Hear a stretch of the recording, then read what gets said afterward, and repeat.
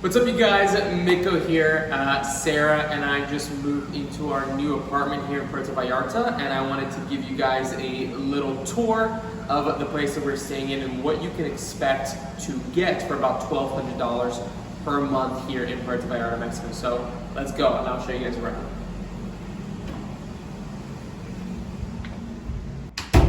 All right, so like I mentioned, we're paying $1,200 per month for this apartment here in Puerto Vallarta. We're in the Zona Romantica district, which is the sort of expat neighborhood of Puerto Vallarta. So prices are a little bit higher, but we get a really nice modern open space for that price. And I'm gonna first off show you guys here in the bedroom. All right, so in the bedroom, it's not a very big bedroom, and we have these odd kind of glass doors, and it's not completely closed off. The top is open, but since it's just the two of us, it's really not that big of a deal.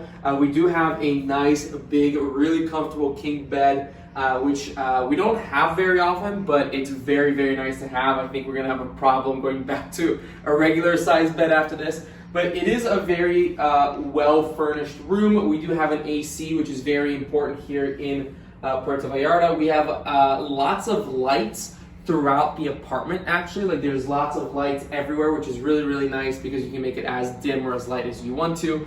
And then through here, we actually have sort of a built-in walk-in closet, so to say. So we have a full closet space here. This is all Sarah's, as I'm sure you can guess. And then over here, this is my closet space. It's really nice, it's open, and I have more closet room than really I've ever had.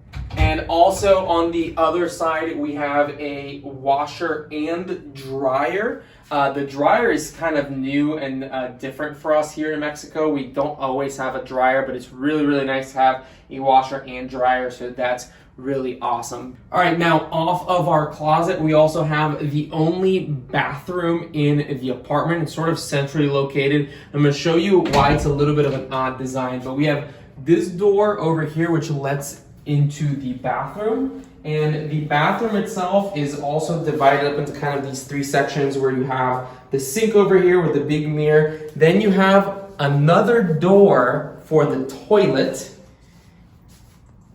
and then a third door over here for the shower. So we kind of just leave this open like this. Honestly, if I had my preference, I would just take this door out. It's not like there's gonna be one person showering and one person using the bathroom, and I don't know, that's kind of odd. I wouldn't really do that. But as you can see, there's two doors here, and through the bathroom, we come out into the foyer, I guess you would call this, like the hallway that leads into the living room. And as you can see, this is kind of one of our favorite parts of the apartment. All right, so walking into our living room, the very first thing is we have this really nice, big, open, really bright kitchen. This is, I think, by far the biggest kitchen that Sarah and I have ever had. We have an oven, microwave. It's very well furnished, set up. It has a lot of stuff in it. We have a mixer as well. We have a stove, the stovetop thingy that sucks up the stuff. I don't know what it's called. What is that called? I don't know. It doesn't matter. Whatever. You get the idea. And we also have this really nice big kitchen island, which, as you can tell, there's no dining room table in the apartment. So this is what we're using to eat dinners. Also to work on, there's a small desk that I'm gonna show you here in a second. But one of the really nice things about this kitchen is that we have a trash composter, garbage disposal. We have a garbage disposal over here, and then also we have a dishwasher, which we've never had. Even when we were living in the US during COVID, Sarah and I did not have a dishwasher, and as the guy who does the dishes, I'm very, very happy about that. We also have a full fridge and a very nice sized freezer, so that's gonna be really nice for living here full time. The other really cool thing that we have here is a pantry. As you can see, all of the different drawers and shelves and whatnot are this sort of design where you push to open it, which is really cool, but also we do get a little bit of this like bumping up against things and opening it, but it's just something that you have to get used to. But the pantry, it's something that we're very excited about. It's a very nice big pantry, lots of space, lots of room to keep things. So we're very excited about that. All right, so over here is the only desk that we have in the apartment. This is one of kind of like the bigger negatives of this apartment is there's really no dedicated workspace that's closed off. So we need to be a little bit careful when we're doing calls, but it is a very nice, comfortable desk. The office chair doesn't work so well with the desk, so what we decided to do was to actually bring one of the chairs from outside in here, and that works great. We also have this big chest here. I don't know what to call this. Armoire, is that like the legitimate word for it?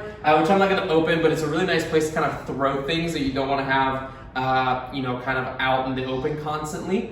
And then over here we have the main sitting area of the living room and a nice, I wouldn't say huge, but it's a nice and big flat screen. The furniture is actually really, really comfortable, even though it's not exactly my favorite look. It looks a little bit hotel-y. Just kind of like the way that it's designed, but it is super comfortable. So I'm very happy about that. And this does pull out and it can serve kind of as like a guest bed if somebody comes to visit. But over here for the final piece of the apartment is actually the view. Now it's a little bit noisy out there, so I'm not gonna go out there and talk, but we do have a decent sized balcony with a table where you can sit and have your breakfast in the morning or have a coffee. And then we have that amazing view out there of Zona Romantica here in Puerto Vallarta and a sea view. It's really, really fun to wake up in the morning and see boats passing by. We're about a 5 to 7 minute walk down to the beach. We have a big street in front of us, which is also one of our negatives, but it actually hasn't been that big of a problem crossing it. And as you can see, the noise is actually not that bad. These must be insulated pretty well because we don't get a ton of noise in the apartment. So again, you guys, this is our apartment here in Puerto Vallarta in the Zona Romantica district of the city. We're paying $1,200 USD per month for this apartment, and we may or may not be paying for electric. We haven't quite yet figured out. So if that does get added on, you can expect about $50 a month extra for electric. But that's it, you guys. I hope you enjoyed this apartment tour. And if you did enjoy this video, definitely give it a thumbs up and subscribe. That's it for me, you guys. Have a good one. Thank you so much for watching this video. I hope you enjoyed it. And if you are interested in learning more about the digital nomad economy and how to build a sustainable location-independent business, then here are 3 quick things that you can do. Number 1, make sure that you subscribe to this YouTube channel and hit the notification bell so you never miss a new video. I publish new videos every Monday, Wednesday, and Friday, covering a wide variety of topics, from interviews with location-independent entrepreneurs and thought leaders to city guides and much, much more. Number 2, make sure that you follow me on Instagram at Mitkoka. That's MITKOKA. That is the social media network that I'm the most active on, and you can see a lot more from behind the scenes of what I'm doing day to day in the places that I'm visiting. And finally, number 3, if you are interested in becoming a digital nomad yourself and you want to see what it's actually like to live this lifestyle long term, then check out my 4-part digital nomad crash course at thatremotelife.com/crash course. Over the course of this video, I'm going to show you the zero BS view of what it's like to actually be a digital nomad living long-term on the road. I will show you how to manage your personal finances while traveling the world and how to start your very own online business and increase your chances of building that successfully and profitably. So don't miss that out. You can find it at thatremotelife.com/crash course.